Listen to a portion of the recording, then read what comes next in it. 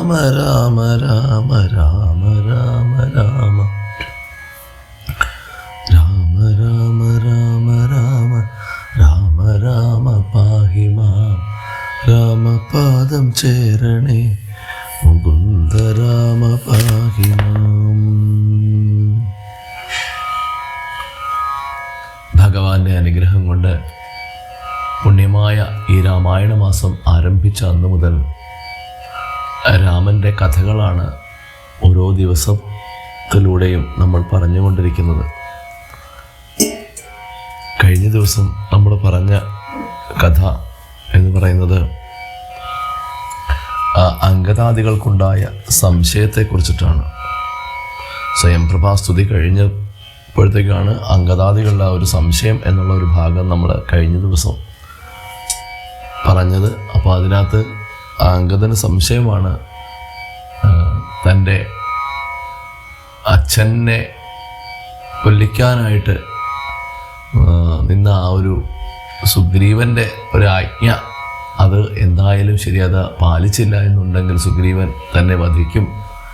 ഒരുപക്ഷെ മറ്റു വാനരന്മാരൊക്കെ മാപ്പ് കൊടുത്താലും ശരി, തന്നെ ചിലപ്പോൾ വധിക്കാൻ സാധ്യതയുണ്ട് എന്നൊക്കെ പറയുകയും ആ സ്വയംപ്രഭ കണ്ട ആ ഒരു ഗുഹയിലേക്ക് തിരികെ പോകാം, അവിടെ ആകുമ്പോൾ ആരും നമ്മളെ കണ്ടുപിടിക്കില്ല എന്നൊക്കെ പറയുകയും മറ്റു വാനരന്മാരൊക്കെ അതിനെ അനുകൂലിച്ച് സംസാരിക്കുകയും ചെയ്ത സമയത്ത് ഹനുമാൻ സ്വാമി ചെന്ന് പറയുകയാണ്, അംഗദ, നീ അങ്ങനെയൊന്നും ചിന്തിക്കരുത്. നീ ഒരു സാധാരണ വാനരനല്ലല്ലോ, മറ്റുള്ളവർ പറയുന്ന പോലെ അല്ലല്ലോ നീ പറയുന്നത്. നിന്നോട് രാമന് വളരെയധികം ഇഷ്ടമുണ്ട്, അതെനിക്കറിയാം നന്നായിട്ട്. പലപ്പോഴും എനിക്ക് ആ രാമന് നിന്നോടുള്ള ആ ഒരു ഇഷ്ടം എത്രമാത്രം ഉണ്ടെന്ന് എനിക്കറിയാം. ലക്ഷ്മണനേക്കാളൊക്കെ പ്രിയനാണ് നീ അംഗദ. അതുപോലെ തന്നെ സുഗ്രീവന് നീ വിചാരിക്കുന്ന പോലെ അത്ര ദുഷ്ടനായിട്ടുള്ള ആളൊന്നുമല്ല എന്നൊക്കെ പറഞ്ഞ് സമാധാനിപ്പിച്ച്, പിന്നെ ഹനുമാൻ സ്വാമി പറയുന്ന ഒരു വളരെ ഇമ്പോർട്ടൻ്റ് ആയിട്ട് വളരെ പ്രധാനപ്പെട്ട ഒരു വാക്കുണ്ട്. നമ്മളിപ്പം എവിടെ പോയി ഒളിച്ചാലും, നീ പറഞ്ഞല്ലോ, ആരും അറിയാത്ത ആ സ്വർഗത്തിന് സമാനമായിട്ടുള്ള ആ ഒരു ഗുഹയുണ്ടല്ലോ, അവിടെ പോയി ജീവിക്കാമെന്നൊക്കെ പറഞ്ഞില്ലേ. ഈ 3 ലോകത്തിലും രാമൻ്റെ അസ്ത്രത്തിനെ ജയിക്കാനായിട്ട്, അല്ലെങ്കിൽ രാമൻ്റെ അസ്ത്രം വരാത്ത രീതിയിൽ മറഞ്ഞിരിക്കാനായിട്ട് വരുന്ന ഏതെങ്കിലും ഒരു സ്ഥലമുണ്ടെന്ന് എനിക്ക് തോന്നുന്നുണ്ടോ? ഒരുപക്ഷെ സുഗ്രീവന് നിന്നെ കണ്ടുപിടിക്കാൻ സാധിക്കുകയില്ലായിരിക്കും. പക്ഷേ രാമൻ്റെ അസ്ത്രത്തിനെ ആർക്കും ഒളിച്ച് വയ്ക്കാൻ അല്ലെങ്കിൽ ഒളിച്ചിരിക്കാൻ സാധ്യമല്ല. അത് എവിടെയാണെങ്കിലും തേടി വരും എന്നൊക്കെ പറഞ്ഞ് അംഗദന് വേണ്ടുള്ള ഉപദേശങ്ങളൊക്കെ കൊടുക്കുകയാണ്. പക്ഷേ അതിനുശേഷം ഒരു പോകുന്ന വഴിയിൽ സീതാദേവിയെക്കുറിച്ച് യാതൊരുവിധ വിവരവും കിട്ടാതെ വന്ന സമയത്താണ് ഒരു ഗുഹയിൽ അവരെത്തി. ആ ഗുഹയിൽ വേറൊരു ഗുഹയിൽ എത്തി. എന്തായാലും സുഗ്രീവൻ്റെ കൈകൊണ്ട് മരിക്കുന്ന സാധാരണ വാനരന്മാരുടെ ഒരു ഭാഷണമാണിതല്ല. ഹനുമാൻ സ്വാമിയെപ്പോലുള്ള ഉഗ്രമായ ഉന്നതമായിട്ടുള്ള രീതിയിൽ ചിന്തിക്കുന്ന വാനരന്മാരല്ല ഇത്. സാധാരണക്കാരായിട്ടുള്ള വാനരന്മാർ പറയുകയാണ്, സുഗ്രീവൻ്റെ കൈകൊണ്ട് മരിക്കുന്നതിനും ഭേദം നമുക്ക് ഈ ഗുഹയിൽ തന്നെ ദർഭ വിരിച്ച് ഭക്ഷണവും ജലവും ഒന്നുമില്ലാതെ ഇവിടെ കിടന്ന് അങ്ങ് മരിക്കാം. അതാകുമ്പോൾ മുക്തിയെങ്കിലും കിട്ടും, ഭഗവാനെ പ്രാർത്ഥിച്ചുകൊണ്ട് മരിക്കാം എന്നൊക്കെ പറഞ്ഞ് അവർ ഒരു മഹേന്ദ്രാചലേന്ദ്രത്തിലാണ് ഈ ഗുഹ. അങ്ങനെ ആ ഗുഹയിൽ അവർ കിടക്കുന്ന സമയത്താണ് വളരെ വൃദ്ധനായിട്ടുള്ളൊരു കഴുകൻ, വളരെ ശ്രേഷ്ഠനുമാണ് അദ്ദേഹം. അങ്ങനെ ഒരു കഴുകനെ, ഭക്ഷ്യശ്രേഷ്ഠനായിട്ടുള്ളൊരു കഴുകൻ അവിടെയുണ്ട്. അപ്പോൾ ഇവരെ കണ്ട് നോക്കി ധാരാളം കപിവരന്മാർ ഇങ്ങനെ കിടക്കുന്നത് കണ്ടപ്പോഴത്തേക്കും ഈ ഗൃധ്രകുലാധിപൻ, അതായത് ഈ കഴുകന് വളരെയധികം സന്തോഷം തോന്നി. അപ്പോൾ കഴുകൻ പറയുകയാണ്, എനിക്ക് അദ്ദേഹത്തിന് ഈ കഴുകൻ്റെ പേര് സമ്പാദി എന്നാണ്. അപ്പോൾ ഈ സമ്പാദി പറയുകയാണ്, എനിക്ക് ചിറകില്ലാത്തത് കൊണ്ട് ദൈവം ധാരാളം ഭക്ഷണം ഇപ്പോൾ ഞാൻ തേടിയൊന്നും പോകേണ്ടത് ആവശ്യമില്ല, എനിക്ക് എത്ര കാലം വേണമെങ്കിലും കഴിക്കാനുള്ള ഭക്ഷണം എൻ്റെ മുമ്പിൽ തന്നെ കൊണ്ടുവന്ന് തന്നല്ലോ എന്ന് പറയുകയാണ്. അപ്പോൾ ഇത് കേട്ടപ്പോഴത്തേക്കുമാണ് പെട്ടെന്ന് തന്നെ മരിക്കാൻ വന്നതാണെങ്കിൽ ഇത്ര പെട്ടെന്ന് മരിക്കുമെന്ന് കരുതിയില്ല വാനരന്മാർ. അവർ പറയുകയാണ്, താമസിയാതെ തന്നെ ഈ പക്ഷി നമ്മളെ ഭക്ഷിക്കും എന്നൊക്കെ അവർ പരസ്പരം പറഞ്ഞു. അപ്പോഴാണ് എന്നിട്ട് അവർ പറയുകയാണ്, ഈ എന്താ പറയുക, ഈ കൊടുമുടി പോലെ, ഈ ഒരു പർവ്വതം പോലെ തുല്യനായിട്ടുള്ള വലിപ്പമുള്ള ഈ കഴുകൻ രാജാവ് നമ്മളെല്ലാവരെയും കൊത്തി വിഴുങ്ങും. എന്നിട്ട് പറയുകയാണ്, നമ്മൾ മരിച്ചു കഴിഞ്ഞാൽ അതൊരു എന്താ പറയുക, അതൊരു വിധിയാണെന്ന് നമുക്ക് കരുതേണ്ടതായിട്ട് വരും. വിധിയെ തടുക്കാനായിട്ട് ആർക്കെങ്കിലും കഴിയുമോ? അതാണ് നമ്മുടെ വിധിയെന്ന് നമുക്ക് വിചാരിക്കാം. പക്ഷേ സങ്കടം എന്താണെന്ന് വെച്ചാൽ നമ്മൾ രാമകാര്യത്തിന് വേണ്ടി ഇറങ്ങി പുറപ്പെട്ടിട്ട് നമുക്കൊരു കാര്യവും രാമന് വേണ്ടിയിട്ട് ചെയ്യാൻ കഴിഞ്ഞില്ല. ആ ഭഗവാന് വേണ്ടിയിട്ട് നമുക്കൊരു കാര്യവും ചെയ്യാൻ കഴിഞ്ഞില്ലല്ലോ സുഹൃത്തുക്കളെ എന്ന് പറയുകയാണ്. അത് നമ്മുടെ കർമ്മദോഷങ്ങളാണ്. അതിപ്പം പറഞ്ഞിട്ട് കാര്യമില്ല. നമുക്കത് ചെയ്യാൻ സാധിച്ചില്ല. ഭഗവാന്റെ അനുഗ്രഹം ഉണ്ടെങ്കിൽ മാത്രമേ ഭഗവാന്റെ കാര്യങ്ങൾ ചെയ്യാൻ സാധിക്കുകയുള്ളൂ. ഇനിയിപ്പം എന്താണ് ചെയ്യുക? അപ്പോൾ പറയാണ്, എന്തായാലും ഇവൻ്റെ കൈകൊണ്ട് മരിക്കുന്നത് നമ്മൾ അത്ര പാപികളായിട്ടാണ് നമ്മൾ ഇയാളുടെ ഈ ഒരു കഴുകൻ്റെ കൈകൊണ്ട് ആ ഒരു കഴുകനാൽ മരിക്കപ്പെടുന്നത് എന്ന് പറയുകയാണ്. ഞാനിപ്പോൾ ഓർക്കുകയാണ്, അവർ പരസ്പരം പറയുകയാണ്, നിർമ്മലനായിട്ടുള്ള ധർമാവാത്മാവായിട്ടുള്ള ആ ജടായുവിൻ്റെ നന്മ, എത്ര നന്മയാണ് ആ ജടായുവിന്, എത്ര അനുഗ്രഹമാണ് ഭഗവാൻ ആ ജടായുവിന് കൊടുത്തത്. അതിനെക്കുറിച്ച് പറയാനായിട്ട് പോലും വളരെയധികം ബുദ്ധിമുട്ടാണ്.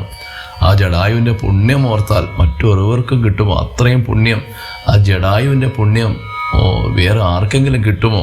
കാരണം വെച്ച് കഴിഞ്ഞാൽ ആ ജടായുവിനോട് ഭഗവാൻ തന്നെയാണ് പറഞ്ഞത്, അല്ലേ? നീ ഊർധ്വലോകത്തിലേക്ക് പോകാൻ ഞാൻ കൽപ്പിക്കുന്നു എന്നാണ് പറഞ്ഞത്, അല്ലേ?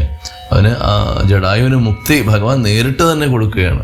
എന്നോട് ആ ഊർധ്വലോകത്തിലേക്ക് പോകാൻ ഞാൻ കൽപ്പിക്കുന്നു എന്നാണ് പറഞ്ഞത്. അപ്പോൾ അത്രയും പുണ്യം മറ്റാർക്കാണ് കിട്ടുന്നത്? അങ്ങനെ ആ ഭഗവാന്റെ കാര്യത്തിന് വേണ്ടിയിട്ട് മരിച്ചതാണ് ജടായു. അതും എന്നിട്ട് അവസാനം രാമൻ്റെ പാദങ്ങളിൽ തന്നെ ചെന്ന് ചേരുകയും ചെയ്തു. അവന് മോക്ഷം കിട്ടി. അത് പക്ഷിയായിട്ടാണെങ്കിൽ കൂടി, ഒരു പക്ഷിയായിട്ട് കൂടി ആ ജടായുവിന് മോക്ഷം കിട്ടിയത് ആ പക്ഷീന്ദ്രവാഹന അനുഗ്രഹം വിസ്മയ. പക്ഷീന്ദ്രവാഹനം എന്ന് പറഞ്ഞാൽ ആ ഭഗവാൻ തന്നെ, ആ മഹാവിഷ്ണു ഭഗവാൻ അനുഗ്രഹം കൊണ്ടാണ് അവനൊരു പക്ഷിയാണെങ്കിലും അവന് രാമകാര്യം ചെയ്യാൻ സാധിച്ചത്. അവൻ്റെ ആ ഒരു ഭാഗ്യം എത്രയാണെന്ന്, ആ ഭാഗ്യം നമുക്കില്ലല്ലോ. ഇപ്പോൾ നമ്മുടെ ഗുഹയിലകപ്പെട്ട് ഈ കഴുകൻ ഇപ്പോൾ നമ്മളെ, ഈ പർവ്വത തുല്യനായിട്ടുള്ള ഈ കഴുകൻ ഇപ്പോൾ നമ്മളെ എല്ലാവരെയും വധിക്കുമല്ലോ എന്നൊക്കെ ഈ പരസ്പരം വാനരന്മാർ പറയുകയാണ് അങ്ങോട്ടും. അപ്പോൾ ഇത് കേട്ടപ്പോഴത്തേക്ക് ഇവർ പറയുന്നത് കേട്ടപ്പോൾ ഈ സമ്പാദി വളരെ ആകാംക്ഷയോടുകൂടി ചോദിക്കുകയാണ്, എൻ്റെ കണ്ണിന് വളരെ അമൃത സമാനം ആയിട്ടുള്ള വാക്കാണ് നിങ്ങളിപ്പോൾ പറഞ്ഞത്. നിങ്ങൾ പറഞ്ഞ ഒരു വാക്ക് ഞാൻ ശ്രദ്ധിച്ചു, ജടായു എന്ന് നിങ്ങൾ പറഞ്ഞായിരുന്നല്ലോ. നിങ്ങൾ ആരോ പരസ്പരം പറയുന്നത് ഞാൻ കേട്ടായിരുന്നല്ലോ. നിങ്ങൾ ആ വാക്ക് പറഞ്ഞപ്പോൾ തന്നെ എനിക്ക് നിങ്ങളോട് ഉള്ള ആ ഒരു ഭാവമൊക്കെ മാറി. നിങ്ങളാരും ഭയപ്പെടണ്ട, ഞാൻ നിങ്ങളെ ഒന്നും ഉപദ്രവിക്കുകയൊന്നുമില്ല, നിങ്ങൾ എൻ്റെ അടുത്തേക്ക് വരൂ എന്ന് പറയുകയാണ് ഈ പക്ഷി ശ്രേഷ്ഠനായിട്ടുള്ള സമ്പാദി. അപ്പോൾ ഉടൻ തന്നെ അംഗദൻ അത് കേട്ടിട്ട് സമ്പാദിയുടെ മുമ്പിലേക്ക് വന്നിട്ട് പറയുകയാണ്, ആ ഭഗവാന്റെ മുഖം മനസ്സിലൊന്ന് ആലോചിച്ചിട്ട് ആ പാദപങ്കജങ്ങളെ ചിന്തിച്ചിട്ട് പറയാൻ തുടങ്ങുകയാണ്, സൂര്യകുലത്തിലെ ദശരഥൻ്റെ പുത്രനായിട്ട് മഹാവിഷ്ണു ആയിട്ടുള്ള ആ നാരായണൻ രാമനായിട്ട് അവതരിച്ചു. അദ്ദേഹത്തിൻ്റെ സഹോദരനായിട്ട് ലക്ഷ്മണനും അതുപോലെ തന്നെ നിജ ലക്ഷ്മിയ അദ്ദേഹത്തിൻ്റെ ഭാര്യയായിട്ടുള്ള ലക്ഷ്മി ദേവി ജാനകിയായിട്ടും അവതരിച്ചു. അവർ തപസ്സിനായിട്ട് അച്ഛൻ്റെ ആജ്ഞയാൽ കാട്ടിൽ വന്നു. അങ്ങനെ അവർ ആ ഇല്ലാതിരുന്ന സമയത്ത്, രാമലക്ഷ്മണന്മാർ അവിടെ ഇല്ലാതിരുന്ന സമയത്ത് ദുഷ്ടനായിട്ടുള്ള ആ രാക്ഷസൻ സീതയെ മോഷ്ടിച്ചുകൊണ്ട് കട്ടുകൊണ്ട് പോയി. അത് കേട്ട് അലമുറയിട്ട് ആ ഒരു ദുഃഖം കൊണ്ട് സീത അലമുറയിട്ട് കരഞ്ഞു. അപ്പോൾ ഇത് കണ്ടുകൊണ്ട് ജടായു, അങ്ങയുടെ അനുജനായിട്ടുള്ള, ഇപ്പം പറഞ്ഞിട്ടില്ല അനുജൻ എന്ന് പറഞ്ഞിട്ടില്ല, അത് കേട്ടുകൊണ്ട് ആ സീതാദേവിയുടെ കരച്ചിൽ കേട്ടുകൊണ്ട് ജടായു കാണുകയും ആ ജടായു എന്ന് പറഞ്ഞ പക്ഷിശ്രേഷ്ഠൻ രാവണനെ തടുത്ത് യുദ്ധം ചെയ്തു. അങ്ങനെ ഒരു ഘട്ടത്തിൽ ത്രിലോകങ്ങളെയും വിറപ്പിക്കുന്ന ആ രാവണൻ ഒരു ഘട്ടത്തിൽ പോകുമോ എന്ന് പോലും തോന്നിപ്പോയി. ജടായു തൻ്റെ സ്വാമി കാര്യാർത്ഥമായിട്ട്, തൻ്റെ സ്വാമിക്ക് വേണ്ടിയിട്ട് ആ രാവണനോട് യുദ്ധം ചെയ്തു. രാവണൻ്റെ ശരീരവും മുഖവും എല്ലാം മാന്തി കീറി കൊത്തി. അങ്ങനെ ആ രഥം മുഴുവൻ തകർത്തു, കുതിരകളെ മുഴുവൻ തകർത്തു. അവസാനം രാവണൻ തൻ്റെ ചന്ദ്രഹാസം എന്ന ആ വാളുകൊണ്ട് ആ ജടായുവിൻ്റെ പക്ഷങ്ങൾ, ചിറക് വെട്ടി അരിഞ്ഞ് നിലത്തു വീഴ്ത്തി എന്ന് പറയുകയാണ്. സീതാദേവി അപ്പോൾ അനുഗ്രഹിക്കുകയുണ്ടായി, എൻ്റെ ഭർത്താവിനെ കണ്ട് ഈ നടന്ന കാര്യങ്ങളൊക്കെ അറിഞ്ഞതിന് ശേഷം മാത്രമേ നീ മരിക്കുകയുള്ളൂ എന്ന് വരവും കൊടുത്തു. എന്നതിന് ശേഷം മാത്രമേ നീ മരിക്കുകയുള്ളൂ എന്നുള്ള വരവും കൊടുത്തു. അങ്ങനെ അതുകൊണ്ട് തന്നെ ആ രാമനെ കണ്ടിട്ടാണ് ഈ കാര്യങ്ങളെല്ലാം പറഞ്ഞു. സീതയെ ഇതുപോലെ ഒരു രാക്ഷസൻ ദശകണ്ഠൻ കട്ടുകൊണ്ടുപോയി എന്നുള്ള വൃത്താന്തങ്ങളൊക്കെ പറഞ്ഞ് കേൾപ്പിച്ചു. ഒടുവിൽ രാമൻ്റെ ആ ഒരു മടിയിൽ തന്നെ കിടന്ന് മരിക്കാനുള്ള ഭാഗ്യവും ജടായുവിന് ലഭിച്ചു. അങ്ങനെ അർക്കകുലോദ്ഭവനാകിയ രാമനു അർക്കജനോട് അഗ്നിസാക്ഷിയാകുമെന്ന്, അതായത് രാമൻ സൂര്യകുലത്തിൽ ജനിച്ച ആ രാമൻ ആ സൂര്യദേവൻ്റെ പുത്രനായിട്ടുള്ള സുഗ്രീവനുമായിട്ട് സഖ്യവും ചെയ്തു. സഖ്യമിതായിരുന്നു, ബാലിയെ വധിച്ചിട്ട് സുഗ്രീവനായിക്കൊണ്ട് രാജ്യം നൽകാം എന്നുള്ളതായിരുന്നു രാമൻ പറഞ്ഞത്. പകരം സുഗ്രീവൻ ജാനകിയെ തിരഞ്ഞാശു കണ്ടിടുവാൻ, അതായത് ജാനകിയെ തിരഞ്ഞ് കണ്ടുപിടിച്ചുകൊള്ളാം എന്ന് സുഗ്രീവനും പരസ്പരം സഖ്യം ചെയ്തു. അങ്ങനെ 4 ദിക്കിലേക്ക് വാനരന്മാരെ അയച്ചു, കപിവീരന്മാരെ അയച്ചു. അതിൽ ദക്ഷിണ ദിക്കിലേക്ക് പോകുന്നത് ഞങ്ങളാണ്. പക്ഷേ ഞങ്ങൾക്ക് ആ രാക്ഷസനെ കണ്ടുകിട്ടിയില്ല. എങ്ങുമേ ഒരു സ്ഥലത്തുനിന്നും കണ്ടുപിടിക്കാൻ സാധിച്ചില്ല. 30 നാളിനകത്ത് ചെന്നില്ലെങ്കിൽ ഞങ്ങളെ സുഗ്രീവൻ വധിക്കും. ഞങ്ങൾ കുറച്ച് നാൾ സ്വർഗലോകത്തിന് തുല്യമായിട്ടുള്ള പാതാളത്തിൽ ഒരു യോഗിനിയുടെ അടുത്ത് ആ ദേവിയുടെ സമീപത്തിൽ കുറച്ച് നാൾ വസിച്ചു. പക്ഷേ കുറേ ദിവസം അത് പോയത് ഞങ്ങൾ അറിഞ്ഞതുപോലുമില്ല. ഇനിയിപ്പോൾ ദേവിയെ എവിടെയാണെന്ന് അറിയാതെ തിരികെ ഞങ്ങൾക്ക് കിഷ്കിന്ധയിലേക്ക് പോകാനും സാധ്യമല്ല. അതുകൊണ്ട് ദർഭ വിരിച്ചു കിടന്ന് മരിപ്പതിന് അപ്പോൾ ഭവാനെയും കണ്ടു കിട്ടിയ ബല. ഞങ്ങൾ ദർഭ വിരിച്ച് മരിക്കാനായിട്ട് കിടന്നപ്പോഴാണ് അവിടുത്തെ കണ്ടത് പക്ഷീന്ദ്ര എന്ന് പറയുന്നത്. എങ്ങനെയെങ്കിലും നീ എവിടെന്നെങ്കിലും അറിഞ്ഞിട്ടുണ്ടോ സീതയുടെ വിശേഷം? അങ്ങനെ ഉണ്ടെങ്കിൽ എന്നോടൊന്ന് ഞങ്ങൾക്കൊന്ന് പറഞ്ഞു തരുമോ എന്ന് ചോദിക്കുന്നു. ഇതാണ് ഞങ്ങളുടെ പരമാർത്ഥം, ഇതാണ് ഞങ്ങളുടെ കഥ എന്ന് പറഞ്ഞു. അങ്ങനെ ആ അംഗദൻ്റെ കഥ കേട്ടു. സമ്പാദി വളരെ സന്തോഷത്തോട് പറയുകയാണ്, എനിക്കിഷ്ടമുള്ള എൻ്റെ ഭ്രാതാവാണ്, എൻ്റെ സഹോദരനായിരുന്നു ജടായു. ഞാൻ ഒത്തിരി നാളായി അവനോട് പിരിഞ്ഞത്. ഇന്നിപ്പോൾ അനേകായിരം വത്സരങ്ങളെ കൂടിയാണ് ഞാൻ എൻ്റെ സഹോദരൻ്റെ വാർത്ത കേട്ടത്. എന്നിട്ട് പറയുകയാണ്, എൻ്റെ സഹോദരനായിട്ട് ഉദകക്രിയ എനിക്ക് ചെയ്യണം. അതുകൊണ്ട് നിങ്ങൾ എന്നെ എടുത്തുകൊണ്ടുപോയി ആ ജലത്തിൻ്റെ സമീപത്തിൽ കൊണ്ടുപോയി ഇരുത്തണം എന്ന് പറയുകയാണ്. അങ്ങനെ കവികളെല്ലാവരും കൂടി ആ സമുദ്രതീരത്തിൽ കൊണ്ടുവച്ചു. ഈ പക്ഷിശ്രേഷ്ഠൻ തൻ്റെ ഭ്രാതാവിനായിക്കൊണ്ട് ജടായുവിനായിക്കൊണ്ട് ഉദകക്രിയകളൊക്കെ സമർപ്പിച്ചു. വീണ്ടും തിരികെ സ്വസ്ഥാനത്തിൽ വാനരന്മാർ കൊണ്ടുവന്ന് ഇരുത്തി. അപ്പോൾ സമ്പാദി ഈ പക്ഷിശ്രേഷ്ഠൻ അദ്ദേഹത്തിൻ്റെ കഥ പറയുകയാണ്. പണ്ട് ത്രികൂടാചലോപരി, അതിനു മുമ്പായിട്ട് അദ്ദേഹം പറയുകയാണ്, ത്രികൂടാചലോപരി ലങ്കാപുരിയുണ്ട് മധ്യേ സമുദ്രമായി. അതായത് ത്രികൂടാചലോപരി, ത്രികൂടാചലത്തിന് മുകളിലായിട്ട് ലങ്കാപുരി എന്നുള്ളൊരു നഗരമുണ്ട്. അതിന് നടുക്കായിട്ട് പക്ഷെ ഒരു സമുദ്രമുണ്ട്. ഈ സമുദ്രം താണ്ടി വേണം അപ്പുറത്ത് ചെല്ലാനായിട്ട്. അവിടെ തത്ര മഹാശോകകാരനെ, ഒരു എന്താ പറയുക, ഒരു കാട്ടിലെ നക്തഞ്ജരി ജനമധ്യേ, അതായത് ഈ ദുഷ്ടരാക്ഷസികളുടെ മധ്യത്തിലായിട്ട് അവിടെ ദേവി വസിക്കുന്നുണ്ട്. ജാനകി അവിടെ ഇരിപ്പുണ്ട്. ഇവിടുന്ന് ഒരു 100 യോജന ദൂരമുണ്ട് ലങ്കയിലേക്ക്. എനിക്കിപ്പോൾ ഇത് നേരിട്ട് കാണാം. ഞാനൊരു പക്ഷിയായതുകൊണ്ട്, ആകാശതുല്യനായിട്ടുള്ള, പർവ്വതതുല്യനായിട്ടുള്ള ഒരു പക്ഷിയായതുകൊണ്ട് എനിക്കിത് കാണാൻ സാധിക്കുന്നുണ്ട്. തീർച്ചയായിട്ടും ഈ സമുദ്രം ലംഘിക്കുന്നവന്, സമുദ്രം ലംഘിച്ച് അപ്പുറത്ത് ചെല്ലുന്ന ആളിന് ആ ഭൂമിദേവിയുടെ പുത്രിയെ കണ്ടിട്ട് തിരികെ വരാം, നിർണയം എന്നാണ് പറയുന്നത്.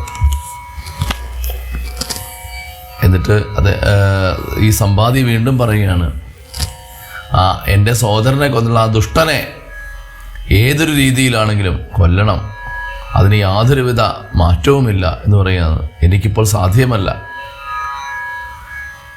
അതുകൊണ്ട് നിങ്ങൾ എന്ത് യത്നം ചെയ്തിട്ടാണെങ്കിലും ശരി, നിങ്ങൾ ഈ സമുദ്രം കടന്നുപോയി ആ ലങ്കാപുരത്തിൽ ചെന്ന് രാവണനെ വധിക്കണം. നിങ്ങളവിടെ ചെന്ന് കഴിഞ്ഞാൽ രഘൂത്തമൻ രാവണൻ തന്നെ നിഗ്രഹിക്കും. ക്ഷണാൽ ഏവം ഇതിനു വഴിയെന്ന് നിർണയം. ആ രഘൂത്തമൻ, ആ ഭഗവാൻ രാവണനെ വധിക്കും എന്ന് പറയുകയാണ്. അതുകൊണ്ട് ഈ ശതയോജനാ വിസ്തൃതം നീളമുള്ള ആ സമുദ്രം ചാടിക്കടന്ന് ലങ്കാപുരത്തിൽ എത്തണം. പുക്കു ചാടിക്കടന്നു ലങ്കാപുരം പുക്കു വൈദേഹിയെ കണ്ടു പറഞ്ഞുടൻ ഇക്കര ചാടി കടന്നു വരുമെന്നതും തിരിച്ച് എന്നിട്ട് ഇക്കരയിലേക്ക് ചാടി കടന്നു വരൂ എന്ന് പറയുകയാണ്. അപ്പോൾ അവർ പരസ്പരം ആലോചിക്കുകയാണ്, ഇനിയിപ്പോൾ ആരാണ് ഈ സമുദ്രം ഒന്ന് ചാടി കടക്കുന്നതെന്ന് എന്ന് അവർ പരസ്പരം ചിന്തിച്ചു. എന്നിട്ട് അതിനുശേഷമാണ് ആ സമ്പാദി തൻ്റെ പൂർവ്വവൃത്താന്തങ്ങളൊക്കെ വാനരന്മാരോട് പറയുന്നത്. ഞാനും ജഡായുവായിട്ടുള്ള എൻ്റെ സഹോദരനും കൂടി പണ്ട് ദർപ്പിതമാനസന്മാരെ, കുറച്ച് ഞങ്ങളുടെ സ്വന്തം കഴിവിൽ ഞങ്ങൾക്ക് കുറച്ച് അഹങ്കാരമൊക്കെ വന്നു. അപ്പോൾ ഞങ്ങൾ ദർപ്പിതമാനസന്മാരായിട്ട് ഞങ്ങളുടെ വേഗബലങ്ങൾ, ഞങ്ങൾ ആരാണോ കൂടുതൽ വേഗത്തിൽ പറക്കുന്നതെന്ന് പരീക്ഷിക്കാനായിട്ട് പറന്നു. മേൽപോട്ട് ഞങ്ങളും അങ്ങനെ മേൽപോട്ട് പറന്നു. അങ്ങനെ പറന്ന് ആ മാർത്താണ്ഡ മണ്ഡല പര്യന്തം ഉൽപ്പതിച്ച് അർത്ഥരായി വന്ന ദിനകരരശ്മിയാണ്. ഞങ്ങൾ അവസാനം ആ സൂര്യമണ്ഡലം വരെ എത്തി. പറന്ന് ആ സൂര്യമണ്ഡലം വരെ എത്തിയപ്പോൾ ആ സൂര്യൻ്റെ രശ്മികൾ കൊണ്ട് തൽക്ഷണേ പെട്ടെന്ന് തന്നെ തീയും പിടിച്ചത് അനുജനോ പക്ഷപുടങ്ങളിൽ. അപ്പോൾ അവനെ ഞാൻ രക്ഷിപ്പതിനുടൻ പിന്നിലാക്കിയിടാൻ പക്ഷം കരിഞ്ഞു ഞാൻ വീണതു ഭൂമിയിൽ. അപ്പോൾ എൻ്റെ അനുജൻ ചെറുതാണ്, അപ്പം അതുകൊണ്ട് അവന് അറിയില്ല. അപ്പോൾ അവൻ്റെ ചിറകിൽ തീ പിടിക്കാൻ തുടങ്ങിയപ്പോഴത്തേക്കും അവനെ രക്ഷിക്കാനായിട്ട് ഞാൻ പെട്ടെന്ന് തന്നെ പറന്നുയർന്ന് അവൻ്റെ മുകളിലെത്തി. എൻ്റെ ചിറകിനടിയിൽ അവനെ ഒളിപ്പിച്ചുകൊണ്ട് അവനെ ഞാൻ രക്ഷിച്ചു. അപ്പോൾ ആ സൂര്യരശ്മി കൊണ്ട് എൻ്റെ ചിറക് കരിഞ്ഞുപോയി. പക്ഷേ എൻ്റെ അനുജന് 2 ചിറകുകളും ആ സമയത്തുണ്ടായിരുന്നു. അവന് ചെറിയതായിട്ട് കുഴപ്പങ്ങൾ മാത്രമേ പറ്റിയുള്ളൂ. പക്ഷികൾക്ക് ആശ്രയം പക്ഷമല്ലോ നിജം. പക്ഷികൾക്ക് ആശ്രയം ഈ പക്ഷം തന്നെ. ഈ ചിറകില്ലെങ്കിൽ പക്ഷികളെ കൊണ്ട് പക്ഷികൾക്ക് എന്തെങ്കിലും ആശ്രയമുണ്ടോ? അങ്ങനെ വിന്ധ്യാചലം എന്ന് പറയുന്ന ആ ഒരു പർവ്വതത്തിന് മുകളിലായിട്ട് ഞാൻ വീണു. 3 ദിവസം എനിക്ക് ബോധമില്ലാതെ ഞാൻ ആ പർവ്വതത്തിൻ്റെ മുകളിൽ കിടന്നു. അതിനുശേഷം ഞാൻ ഉണർന്നു. അപ്പോൾ കാണുന്നത് എൻ്റെ ചിറക് കരിഞ്ഞിരിക്കുന്നതാണ്.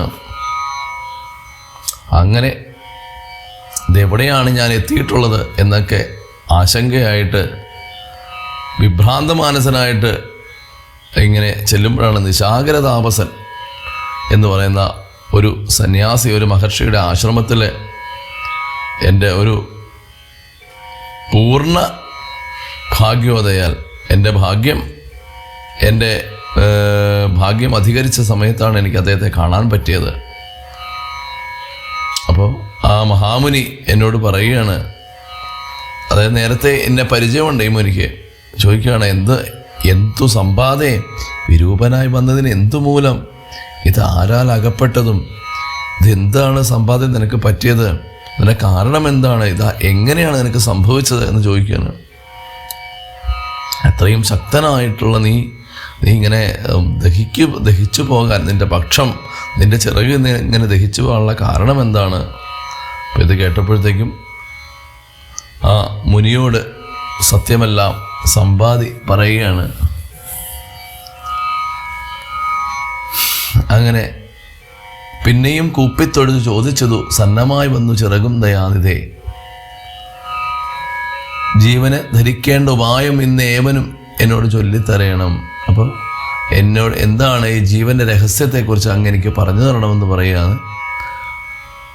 അങ്ങനെ ചിരിച്ചുകൊണ്ട് മഹാമുനി ദയാവശനായിട്ട് പറയുകയാണ്, ശരി, ഞാൻ നിനക്കൊത്തവണ്ണം നിനക്ക് പറ്റുന്ന രീതിയിൽ ഞാൻ പറഞ്ഞു തരാം എന്ന് പറഞ്ഞുകൊണ്ട് പറയുകയാണ്. ആ ദേഹത്തിൻ്റെ പ്രധാന തത്വങ്ങളൊക്കെ പറയുകയാണ്. ദേഹം നിമിത്തം ഈ ദുഃഖം, ശരീരമുള്ളത് കൊണ്ടാണ് ഈ ദുഃഖം, അതുകൊണ്ടാണ് നമ്മളിവിടെ ജനിക്കുന്നത്.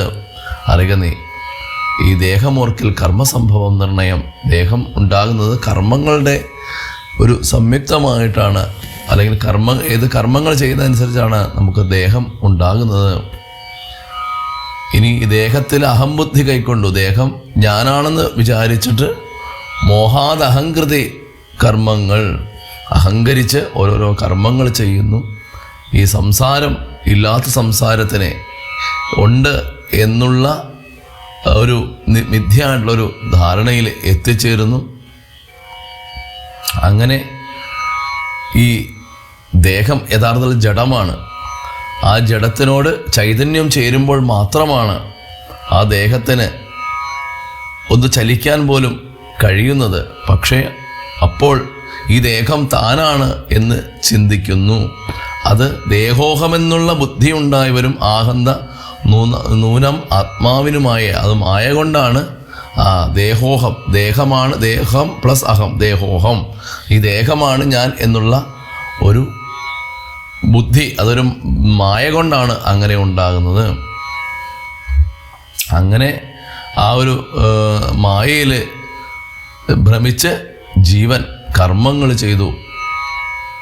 അങ്ങനെ വീണ്ടും ജനനമരണമാം സൗഖ്യ ദുഃഖാദികൾ സാധിച്ചു ഹംസപദങ്ങൾ മറന്നു ചമയുന്നു.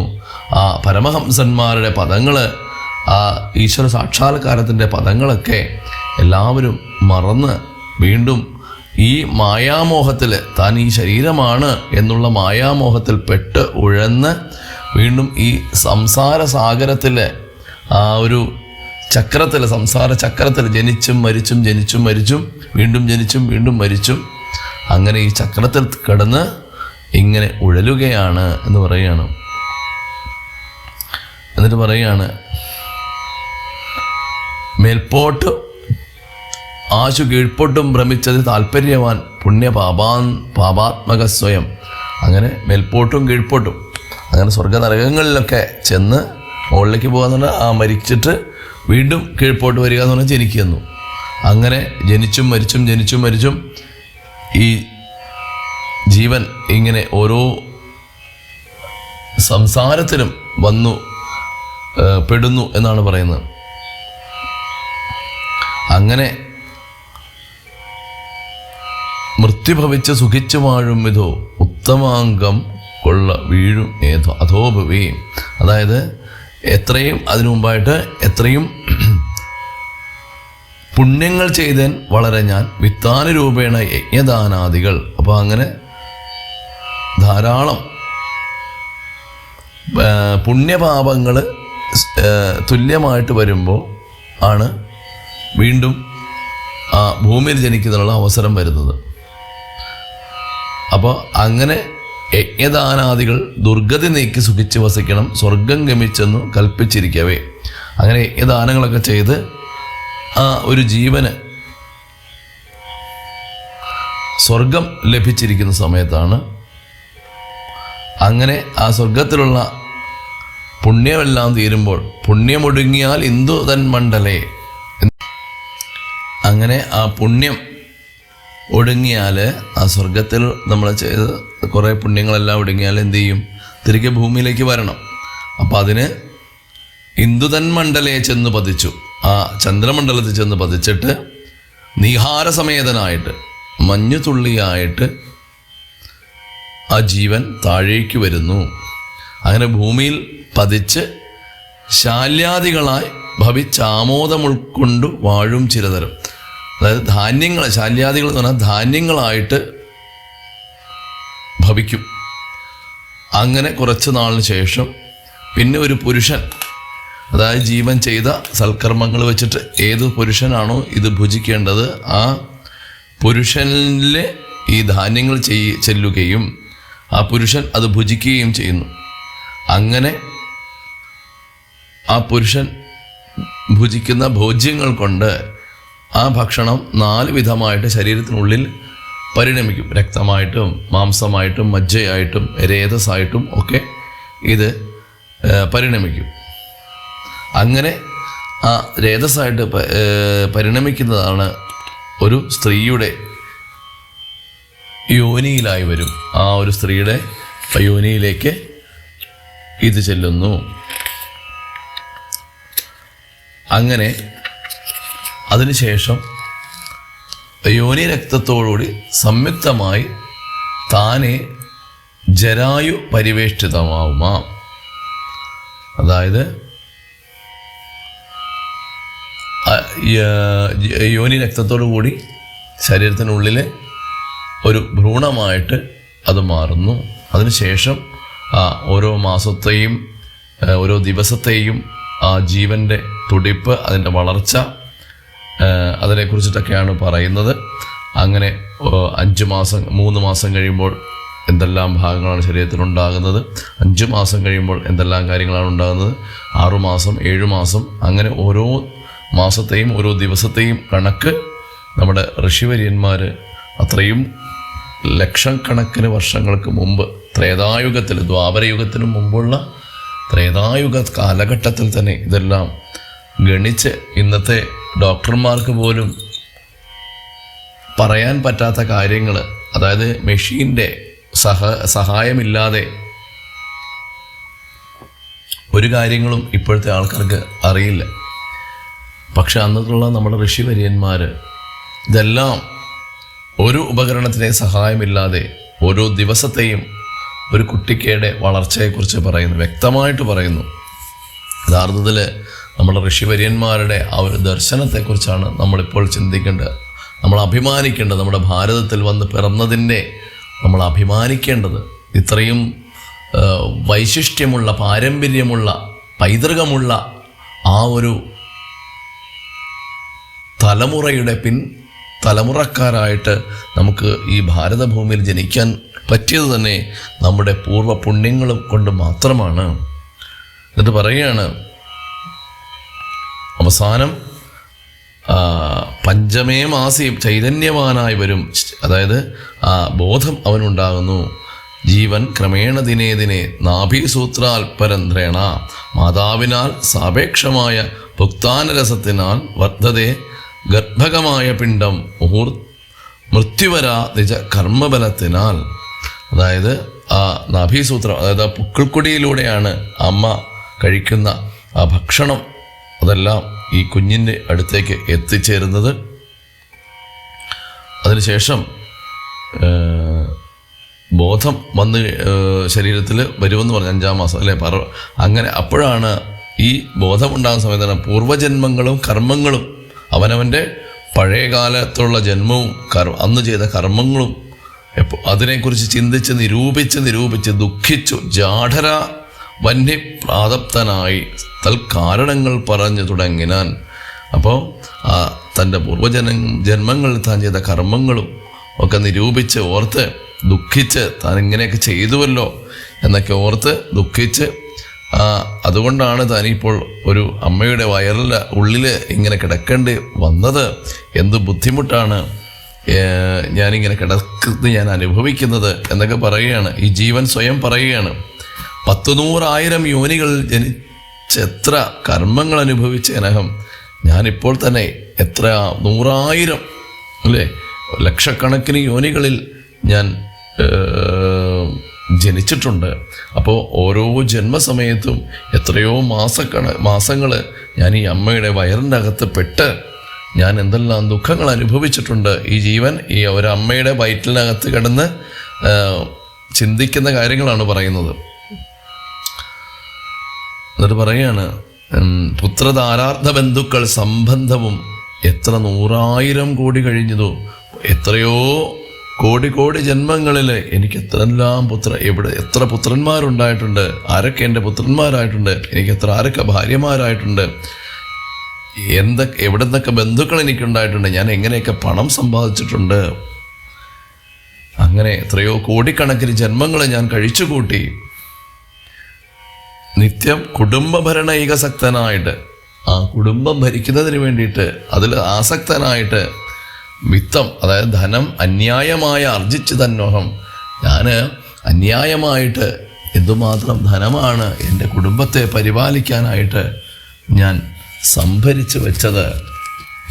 ആ സമയത്ത് കുടുംബ പോഷണത്തിന് വേണ്ടിയിട്ട് ഞാൻ വിഷ്ണു സ്മരണവും ചെയ്തുകൊണ്ടില്ല. ഞാൻ കൃഷ്ണേത് ജപിച്ചിൽ ഒരിക്കലും ഞാൻ ആ സമയത്തൊന്നും, ഞാൻ ഈ ജന്മങ്ങളിലൊന്നും ഭഗവാനെ സ്മരിച്ചില്ല.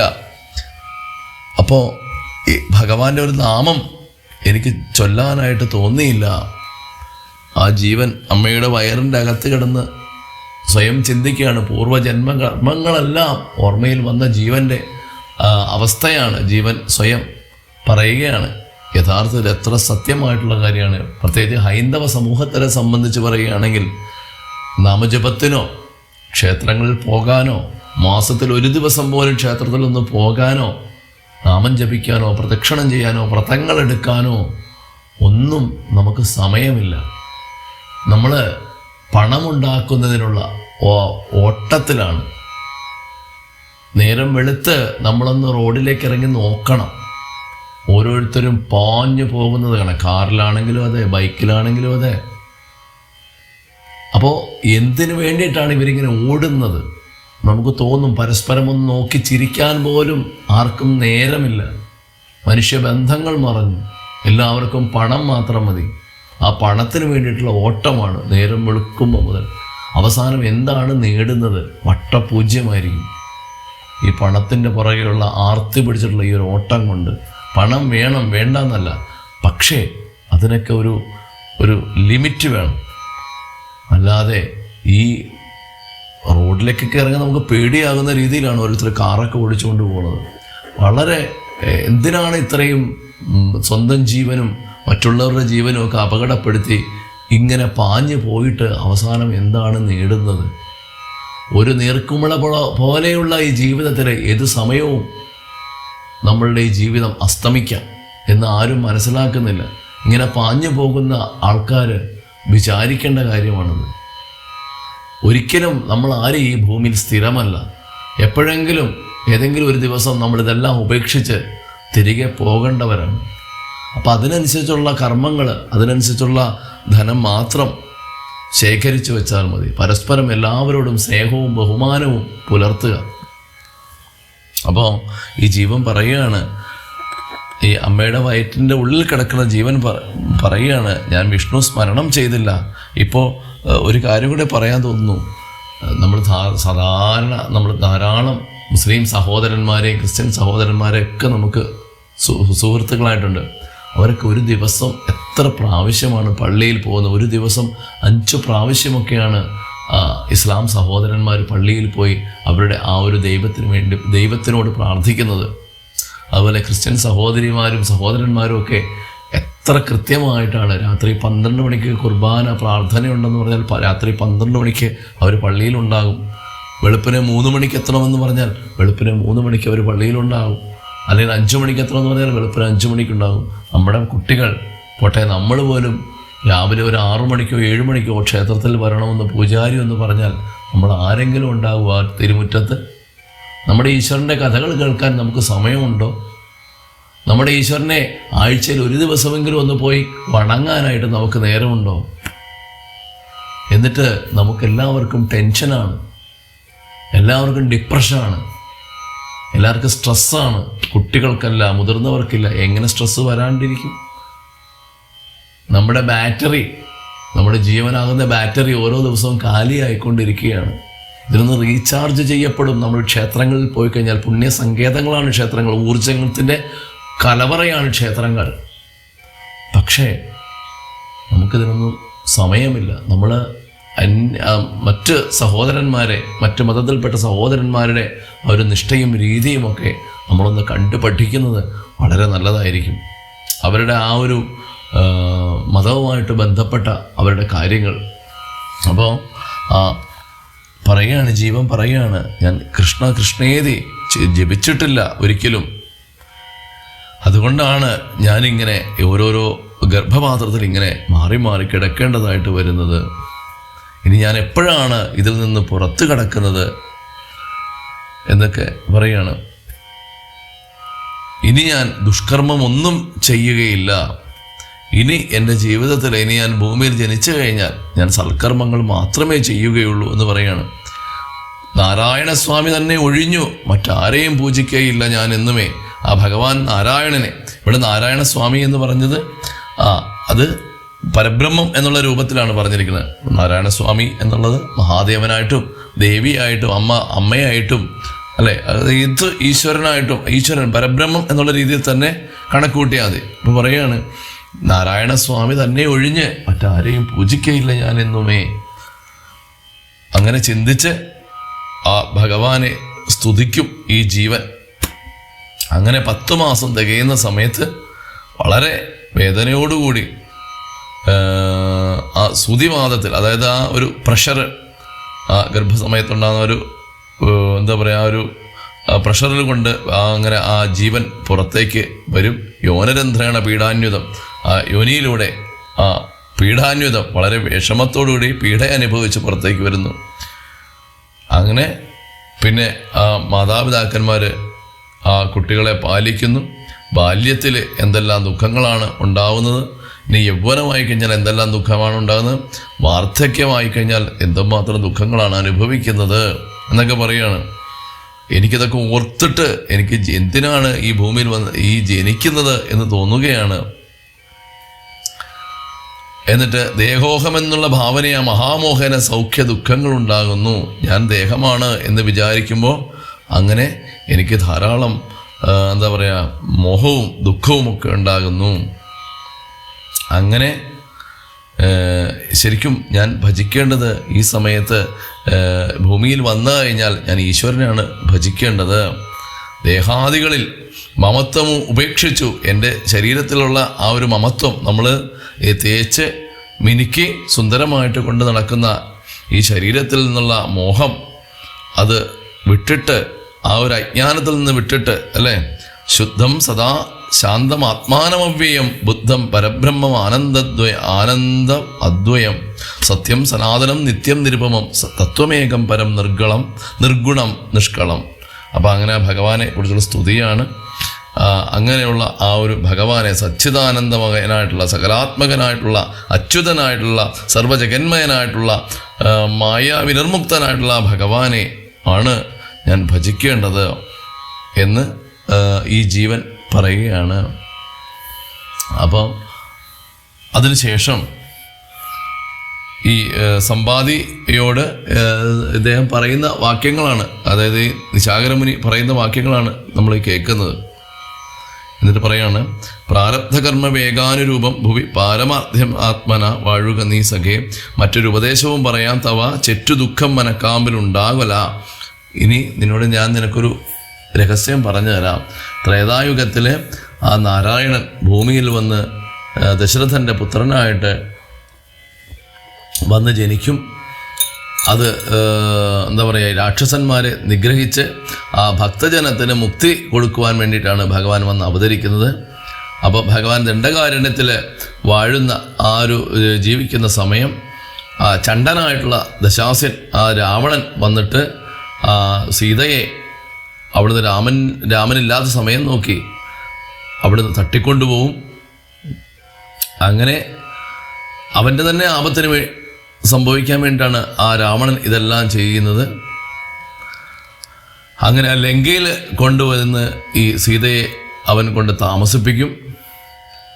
അങ്ങനെ ആ സീതയെ തിരഞ്ഞ് നടക്കുമ്പോൾ മർക്കടരാജ നിയോഗത്താൽ കവികുലം, മർക്കടരാജനായിട്ടുള്ള സുഗ്രീവന്റെ നിയോഗത്താൽ ആ കവികൾ വാനരന്മാർ ദക്ഷിണ മാരുതി തീരദേശേ വരും. അപ്പോൾ ദക്ഷിണ മാരുതി തീരത്തിൽ വരുന്ന സമയത്ത് തത്ര അവിടെ വെച്ച് സമാഗമം നിന്നോട് വാനരർക്കെത്തും ഒരു നിമിത്തേന നിസ്സംശയം. അപ്പോൾ അവിടെ വെച്ച് നീയും ഈ സീതാന്വേഷണത്തിന് വരുന്ന വാനരന്മാരുമായിട്ട് ഒരു കൂടിച്ചേർച്ച, ഒരു സംഘം ഉണ്ടാവും എന്ന് പറയുകയാണ്.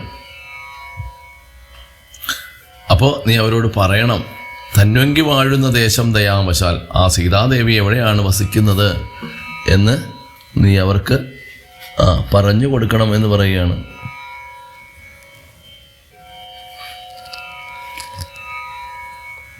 അപ്പോൾ പറയുകയാണ്, അപ്പം അങ്ങനെ പറയുകയാണ്. അങ്ങനെ പറഞ്ഞു കഴിഞ്ഞാൽ എന്നാൽ അവനോട് ചൊല്ലി കൊടുക്ക നീ തന്വങ്കി വാഴുന്ന ദേശം ദയാവശാൽ അപ്പോൾ നിനക്ക് പക്ഷങ്ങൾ നവങ്ങളായി ഉദ്ഭവിച്ചിടും, അതിനില്ല സംശയം. അപ്പോൾ എന്ത് ചെയ്യും? അങ്ങനെ അവരോട് ഇതെല്ലാം പറഞ്ഞു കഴിയുമ്പോൾ നിന്റെ ചിറകൊക്കെ പുതിയതായിട്ട് ഉണ്ടായി വരും, അതിന് സംശയമില്ല. അങ്ങനെ പറഞ്ഞു ബോധിപ്പിച്ചു. അങ്ങനെ മഹാമുനി, ഈ നിശാകരമുനി ഈ സമ്പാദിയോട് പറഞ്ഞ വാക്കുകളാണിതെല്ലാം. അങ്ങനെ പറയുകയാണ്, വന്നത് കാൺമിൻ ചിറകുകൾ പുത്തനായി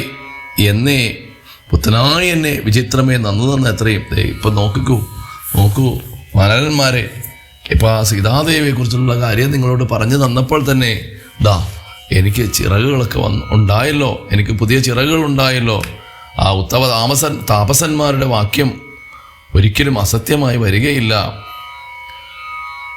എന്നിട്ട് പറയുകയാണ്, ശ്രീരാമദേവ കഥാമൃത മാഹാത്മ്യം ആരാലും ഓർത്താൽ അറിയാവതല്ലേതും, രാമനാമാമൃതത്തിന് സമാനമായി മാമകേ മാനസേ മറ്റു തോന്നിയില്ലഹോ. അങ്ങനെ ആ ഭഗവാനെ സ്തുതിച്ച് എന്നിട്ട് പറയാണ്, നിങ്ങൾ ഈ അർണവം, അതായത് ഈ സമുദ്രം തരണം ചെയ്ത് രാവണനെ വധിച്ചിട്ട് അതുപോലെ തന്നെ രാമഭാര്യാലോകനാർത്ഥമായി പോകുന്ന രാമഭക്തനാം നിങ്ങൾക്കൊരിക്കലും സാഗരത്തെ കടന്നിടുവാൻ ഏതും ഒരു ആകുലമുണ്ടാകുകയില്ല, ഒരു ജാതിയും. നിങ്ങൾക്ക് ഒരു ബുദ്ധിമുട്ടും ഇല്ലാതെ തന്നെ ഇത് 100 യോജനയുണ്ട് അപ്പുറത്തേക്ക്. അങ്ങനെ ഈ 100 യോജന തരണം ചെയ്യാൻ നിങ്ങൾക്ക് യാതൊരുവിധ ബുദ്ധിമുട്ടുകളും ഉണ്ടാവുകയില്ല എന്ന് പറഞ്ഞിട്ടാണ് ആ സമ്പാദി അവിടുന്ന് പറന്ന് അകലുന്നത്. അപ്പം അതിനുശേഷം പറയുന്ന ഭാഗം എന്ന് പറയുന്നത് ആ കവികളുടെ സമുദ്ര ലംഘന ചിന്തയാണ്. എങ്ങനെയാണ് ഇനി ഈ 100 യോജന വലിപ്പമുള്ള ഈ ഒരു സമുദ്രം, വിസ്താരമുള്ള ഈ ഒരു സമുദ്രം നമ്മളെങ്ങനെ ആണ് മറികടക്കുന്നത് എന്നതിനെക്കുറിച്ചുള്ള ചിന്തയാണ്. അങ്ങനെ അവർ പരസ്പരം അങ്ങോട്ടും ഇങ്ങോട്ടും പറയുകയാണ്. ഇത്രയും എന്താ പറയുക, നക്രചക്ര ഭയങ്കര, അതായത് മുതലകളും ഒക്കെയുള്ള വലിയ കടൽ ജീവികളൊക്കെയുള്ള ഈ ഒരു സമുദ്രത്തിൽ എങ്ങനെയാണ് നമ്മളിതിനെ അപ്പുറത്ത് കടക്കുന്നതെന്ന് ചിന്തിക്കുകയാണ്. അങ്ങനെ ഓരോരുത്തരും ഒരു അംഗദൻ ചോദിക്കുകയാണ്. അപ്പോൾ ഓരോരോ മർക്കട നായകന്മാരും ചൊല്ലുകയാണ്. അവർ പറയാണ്, നിങ്ങൾക്ക് ഒരാൾക്ക് അങ്ങോട്ട് ചാടാം, ഒരാൾക്ക് 10 യോജന ചാടാം, അടുത്തയാൾക്ക് 20 യോജന ചാടാം. ചിലർ പറയുന്നത് 30, ചിലർ 40, ചിലർ 50, ചിലർ 50, ചിലർ 90, ചിലർ 80 അങ്ങനെയൊക്കെ പറയുകയാണ്. അപ്പോൾ പക്ഷെ 100 യോജനയുണ്ട്. ഇപ്പോൾ 90 ചാടുന്നവനാണെങ്കിലും അപ്പുറത്തെ തീരത്ത് പോയി വീഴും. ഇവിടുന്ന് 10 ചാടുന്നവൻ ഇവിടുത്തെ ഇപ്പുറത്തെ തീരത്തിൽ വീഴും. അതേ ഉള്ള വ്യത്യാസം. എന്തായാലും രണ്ടുപേരും കടലിൽ വീഴും എന്നുള്ള കാര്യത്തിൽ തീരുമാനമാണ്. അപ്പോൾ അതുകൊണ്ട് അതുപോലെ 100 ചാടി കടന്ന് അവിടെ ചെന്ന് കാര്യം സാധിച്ച് തിരികെ 100 ചാടി ഇപ്പുറത്തേക്ക് വരണം. തിരികെ കടലിൽ ഇവിടെ വന്ന് രാമനോട് കാര്യങ്ങളെല്ലാം പറയണം. അതിന് കപ്പാസിറ്റി ഉള്ള കഴിവുള്ള വാനരൻ വേണം. അപ്പോൾ ഓരോരുത്തരും ഇങ്ങനെ പറഞ്ഞു. അവസാനം 90 വരെ ആണ് അവസാനം പറഞ്ഞത്. അപ്പം അംഗദൻ പറയുകയാണ്, ഞാൻ 100 അങ്ങോട്ട് ചാടാം, പക്ഷേ എനിക്ക് തിരിച്ച് ഇങ്ങോട്ട് 100 ചാടാനുള്ള കഴിവുണ്ടാവുകയില്ല എന്ന് പറയുകയാണ്. അപ്പോൾ തന്നെ ഞാൻ വിഷമിക്കും എന്ന് പറയുകയാണ്. അപ്പോഴാണ് എന്താ പറയുക, ആ ബ്രഹ്മദേവൻ്റെ പുത്രനായിട്ടുള്ള ആ ജാമ്പവാൻ പറയുന്നത്, ഞാൻ എൻ്റെ ചെറുപ്പകാലത്ത് ഈ വാമനമൂർത്തി ത്രിവിക്രമ രൂപത്തിൽ 3 ലോകങ്ങളും മറച്ച് ഇങ്ങനെ ആ 3 ലോകങ്ങളും നിറഞ്ഞുന്ന സമയത്ത് എൻ്റെ യൗവനകാലത്തിൽ എന്താ പറയുക, പെരുമ്പറയും കൊട്ടി 37 വട്ടം വലത്ത് വെച്ചിടുന്നേൻ ആ ഭഗവാന്റെ പുറത്ത് ഭഗവാന്റെ ചുറ്റി പ്രദക്ഷിണം ചെയ്ത് ആ 3 ലോകങ്ങളെയും ഞാൻ 21 പ്രാവശ്യം ഞാൻ പ്രദക്ഷിണം വച്ചിട്ടുണ്ട്. പക്ഷേ ഇപ്പം എനിക്ക് ബുദ്ധിമുട്ടാണ്, കാരണം ഞാൻ എൻ്റെ വാർദ്ധക്യം ബാധിച്ചിരിക്കുകയാണ്. അതുകൊണ്ട് ആ ലവണാബ്ധി കടക്കാനായിട്ട് എനിക്ക് ഇപ്പോൾ അതിനുള്ള ബലമില്ല എന്ന് പറയാണ്. ഇനി പറയുന്നത്, യുദ്ധം ആത്മജൻ ചൊന്നത് കേട്ടതിനുത്തരം വൃത്രാരിപുത്രൻ ചൊല്ലിന. അപ്പം ഇങ്ങനെ പറഞ്ഞപ്പോഴത്തേക്കും അംഗദൻ പറയുകയാണ്, നേരത്തെ നമ്മൾ പറഞ്ഞു അല്ലേ, അങ്ങോട്ട് ചാടാം, പക്ഷെ തിരിച്ച് പോരുവാൻ എനിക്ക് ദണ്ഡമുണ്ടാകില്ല, എനിക്ക് തിരിച്ച് വരാൻ സാധിക്കുകയില്ല എന്ന് പറയുകയാണ്. അപ്പോൾ ഇനി മറ്റാരെങ്കിലും സാധിക്കുമോ എന്നൊക്കെ ഇങ്ങനെ ചോദിക്കുകയാണ്. പരസ്പരം ഇവരിങ്ങനെ ചർച്ച ചെയ്തിട്ട് ആർക്കും അതിനൊരു കൃത്യമായൊരു ഉത്തരം പറയാനായിട്ട് സാധിക്കുന്നില്ല.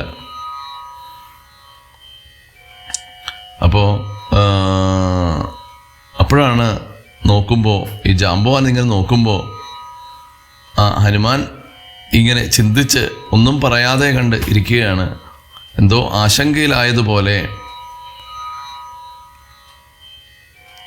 അപ്പോൾ പറയാണ്, ഇതിനൊരു പരിഹാരം കാണാനായിട്ട് ഹനുമാനെ നിനക്ക് മാത്രമേ സാധിക്കുകയുള്ളൂ. നീ ആരാണെന്ന് നിനക്കറിയുമോ? ദാക്ഷായണി ഗർഭപാത്രസ്ഥനായൊരു സാക്ഷാൽ മഹാദേവ ബീജമല്ലോ ഭവാൻ. പറയുകയാണ്, ദാക്ഷായണി അതായത് ആ ശ്രീ പാർവതി ദേവിയുടെ ഗർഭപാത്രത്തിലെ ഉദ്ഭവിച്ചവനാണ് നീ. മാത്രമല്ല നീ മഹാദേവൻ്റെ ആ ബീജമാണ്, മഹാദേവൻ തന്നെയാണ് നീ എന്ന് പറയുകയാണ്. പിന്നെ വാതാത്മജനാകയും ഉണ്ടവൻ. പിന്നെയോ വായുപുത്രനം ആണ് നീ. തന്നോട് തുല്യൻ ബലവേഗം ഓർക്കില്ലോ. നിന്നോട് തുല്യമായിട്ടുള്ള ബലം ആർക്കുമില്ല. കേസരിയെ കൊന്ന് താപം കളഞ്ഞൊരു കേസരിയാകിന വാനരനാഥനു പുത്രനായി അഞ്ജസ പെറ്റുളമായൊരു സത്വഗുണപ്രധാനൻ ഭവാൻ കേവലം. കേസരി അതായത് ഒരു സിംഹത്തിനെ കൊന്ന മറ്റൊരു കേസരി, വാനരനാഥനാണ് മറ്റൊരു കേസരി.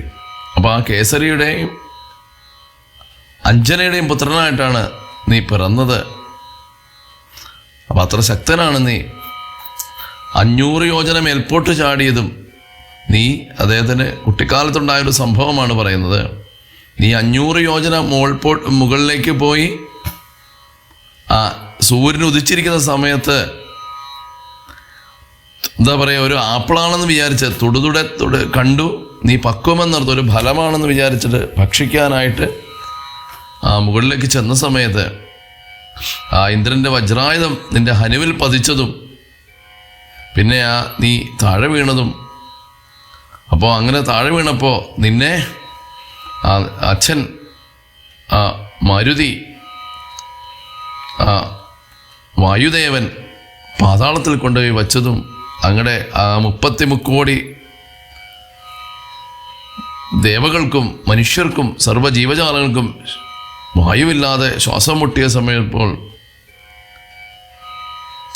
അപ്പോൾ എല്ലാവരും ചെന്നിട്ട് ആ ഭഗവാനോട് പ്രാർത്ഥിക്കുകയാണ്. ഉൽപ്പല സംഭവപുത്ര വർഗത്തോടും പ്രത്യക്ഷമായി വന്ന് അനുഗ്രഹിച്ചിടാൻ മൃത്യുവര ലോകനാശം വരുമ്പോഴും. അപ്പോൾ പറയുകയാണ്, എല്ലാവരും കൂടി ചെന്ന് ഭഗവാനോട് പ്രാർത്ഥിച്ചിട്ട് പറയുകയാണ്, ഹനുമാന് വരം കൊടുക്കുകയാണ്.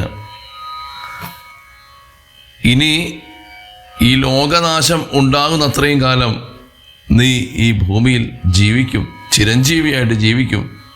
കൽപ്പാന്തകാലത്തുമില്ല മൃതിയെന്നു, ഈ കൽപ്പാന്തത്തിൻ്റെ അവസാനത്തിലും നിനക്ക് മരണമില്ല ഹനുമാനെ. ഞങ്ങൾ നിന്നെ അനുഗ്രഹിച്ച് പറയുകയാണ്, ഞങ്ങൾ പറഞ്ഞതൊന്നും അസത്യമായിട്ടില്ല ഇതുവരെ എന്ന് പറയുകയാണ്. അങ്ങനെ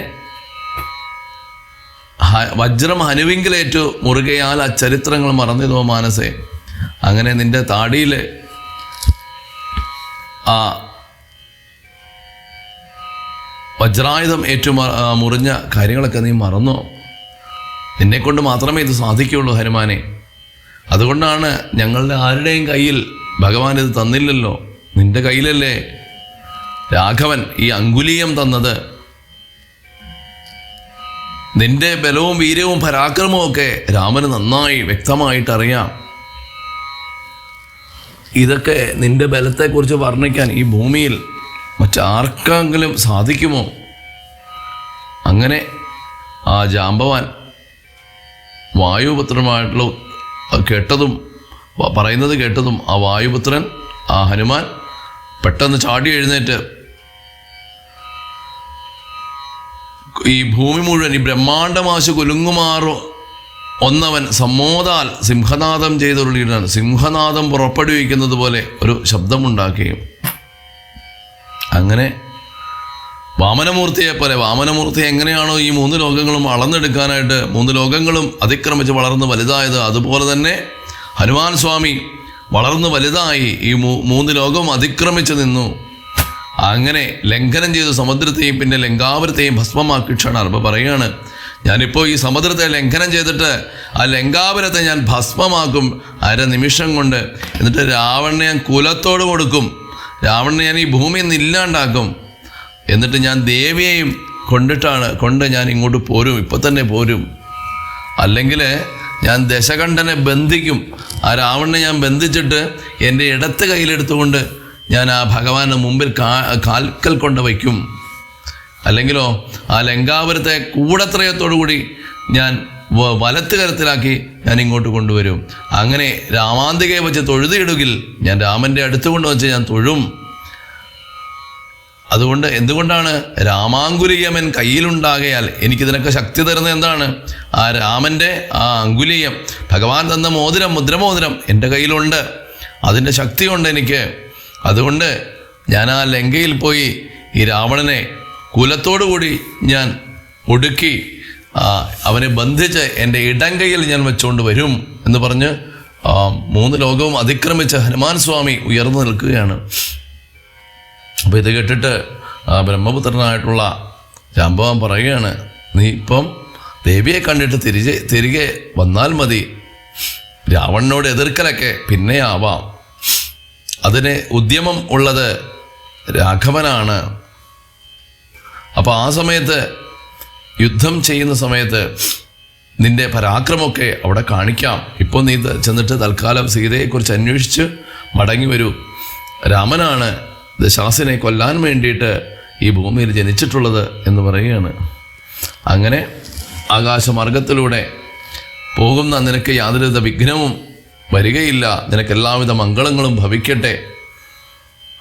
മാരുതദേവനും ഉണ്ടരികെ തവ, ശ്രീരാമകാര്യാർത്ഥമായല്ലോ പോകുന്നു. മാരുതദേവൻ എന്ന് പറഞ്ഞാൽ ആ വായുവേഗൻ, വായു ഭഗവാനും നിന്റെ കൂടെ തന്നെ ഉണ്ട്. അതുകൊണ്ട് നിനക്കൊരു കാര്യത്തിനും വിഘ്നം വരികയില്ല. മാത്രമല്ല ശ്രീരാമൻ്റെ ഭഗവാന്റെ കാര്യത്തിന് വേണ്ടിയിട്ടല്ലേ നീ പോകുന്നത്. അതുകൊണ്ട് നിനക്കൊരു കാര്യത്തിനും ഒരു തടസ്സമുണ്ടാവുകയില്ല. അങ്ങനെ ആശീർവചനമൊക്കെ കൊടുത്തു. ആ കവികുലം ആകെ അനുവാദവും കൊടുത്തു ഭഗവാന്. ഹനുമാൻ സ്വാമിക്ക് പോകാനായിട്ടുള്ള ഒരു സമ്മതമൊക്കെ കൊടുത്തു. അങ്ങനെ ഭഗവാൻ ആ ഹനുമാൻ സ്വാമി ആ മഹേന്ദ്രത്തിൻ്റെ മുകളിലേറി, മഹേന്ദ്ര പർവ്വതത്തിൻ്റെ മുകളിൽ നിന്നിട്ട് നാഗാരിയെ പോലെ നിന്ന് വിളങ്ങിയിരുന്ന ഹനുമാൻ അതിൻ്റെ മുകളിൽ കയറി നിന്നിട്ട് ആ ഗരുഡൻ എങ്ങനെയാണ്, നാഗാരി എന്ന് പറഞ്ഞാൽ ഗരുഡൻ, ആ ഗരുഡൻ എങ്ങനെയാണോ നിൽക്കുന്നത് അതുപോലെ തന്നെ ഭഗവാൻ ഇങ്ങനെ വിളങ്ങി അങ്ങനെ നിന്നു. അങ്ങനെ യുദ്ധം പറഞ്ഞറിയിച്ച ഒരു തത്തയും ബദ്ധമോദത്തോട് ഇരുന്നിത കാലമേ ഇത്യധ്യാത്മരാമായണ ഉമാമഹേശ്വര സംവാദേ കിഷ്കിന്ധാകാന്ഡം സമാപ്തം. അങ്ങനെ ആ അധ്യാത്മരാമായണം ഉമാമഹേശ്വര സംവാദത്തിലെ കിഷ്കിന്ധാകാന്ഡം ഇതോടുകൂടി സമാപ്തമാവുകയാണ്. അടുത്ത ദിവസം മുതൽ നമുക്ക് സുന്ദരകാന്ഡം കേൾക്കാം. ഇന്നത്തെ ചോദ്യം ഇതാണ്, അതായത് ജടായുവും സമ്പാദിയും കൂടി ഒരുമിച്ച് ആ സൂര്യമണ്ഡലത്തിലേക്ക് പറന്നുയർന്ന സമയത്ത് ആ ജടായു, തൻ്റെ അനുജനായിട്ടുള്ള ജടായു ആയിരുന്നു ആദ്യമേ പോയത്. പക്ഷേ ജടായുവിന് ചൂടെടുത്ത് ആ ജടായുവിൻ്റെ ചിറകുകൾക്ക് ദോഷം വരും എന്ന് വിചാരിച്ച് പെട്ടെന്ന് ജടായുവിനെ മുകളിലേക്ക് ഉയർന്ന് തൻ്റെ ചിറകിൻ്റെ ഉള്ളിൽ ജടായുവിനെ സംരക്ഷിച്ച് അങ്ങനെ സ്വന്തം ചിറകുകൾ കരിഞ്ഞുപോയി സമ്പാദിയുടെ. അങ്ങനെ കരിഞ്ഞ് അദ്ദേഹം, ആ പക്ഷിശ്രേഷ്ഠൻ, ഒരു പർവ്വതത്തിൻ്റെ മുകളിലേക്കാണ് വന്ന് വീഴുന്നത്, എന്നുവെച്ചാൽ ചിറക് കരിഞ്ഞു പോയതുകൊണ്ട്. അപ്പോൾ ആ പർവ്വതത്തിൻ്റെ പേരെന്താണ്? അതിനുശേഷം 3 ദിവസം ബോധമില്ലാതെ അവിടെ കിടന്നതിന് ശേഷമാണ് അദ്ദേഹത്തിന് ബോധം വരികയും ശാകരമുനിയെ കാണുന്നതുമൊക്കെ. അപ്പോൾ ആ പർവ്വതത്തിൻ്റെ പേരെന്താണ്? ഇനി ഒരു ചോദ്യം കൂടി ഉണ്ട് ഹനുമാൻ സ്വാമിയെ ഓർക്കുന്നതിന് വേണ്ടിയിട്ട്. അതായത് സമുദ്രലംഘന ചിന്ത വാനരന്മാർ ചെയ്യുന്ന സമയത്ത് ആർക്കിത് ചെയ്യാൻ പറ്റും എന്ന് ചോദിക്കുന്ന സമയത്ത് എല്ലാവർക്കും അത്രയും യോജന, 100 യോജന ചാടാനുള്ള കഴിവില്ല എന്നറിഞ്ഞപ്പോൾ ജാംബവാൻ ചെന്നിട്ടാണ് ഹനുമാനെ അതിന് സമുദ്രലംഘനം ചെയ്യുന്നതിനുള്ള ആ ഒരു ഉപദേശവും കഴിവും അതുപോലെ തന്നെ ആ പ്രാപ്തിയും ഒക്കെ കൊടുത്ത് ശരിക്കും അദ്ദേഹത്തിന് ഒരു എന്താ പറയുക, അദ്ദേഹത്തിൻ്റെ സ്വന്തം കഴിവുകളെക്കുറിച്ചൊരു ബോധ്യപ്പെടുത്തി കൊടുക്കുന്നത് ജാംബവാനാണ്. ഈ ജാംബവാൻ്റെ അച്ഛൻ്റെ പേരെന്താണ്? ഈ 2 ചോദ്യങ്ങളാണ് നമ്മൾ ഇന്നത്തെ ചോദ്യങ്ങളായിട്ട് പറയുന്നത്. കഴിഞ്ഞ ദിവസത്തെ ആൻസർ കറക്റ്റായിട്ട് ധാരാളം ആൾക്കാർ, അമ്മമാർ, സഹോദരി സഹോദരന്മാർ എല്ലാവരും അയച്ചിട്ടുണ്ട്. എല്ലാവരുടെയും പേര് പറയാൻ സമയമില്ലാത്തതുകൊണ്ടാണ് പറയാത്തത്. അടുത്ത ദിവസം എല്ലാവരുടെയും പേര് പറയും. ശരിയുത്തരം അയച്ചവർക്കും അതുപോലെ തന്നെ ഭഗവാന്റെ നാമം കമൻറ്റിൽ എഴുതിയവർക്കും എല്ലാവർക്കും എല്ലാവിധ ഭഗവാന്റെ അനുഗ്രഹങ്ങളും ഉണ്ടാവട്ടെ എന്ന് പ്രാർത്ഥിക്കുന്നു. എല്ലാവർക്കും ഹൃദയം നിറഞ്ഞ നമസ്കാരം.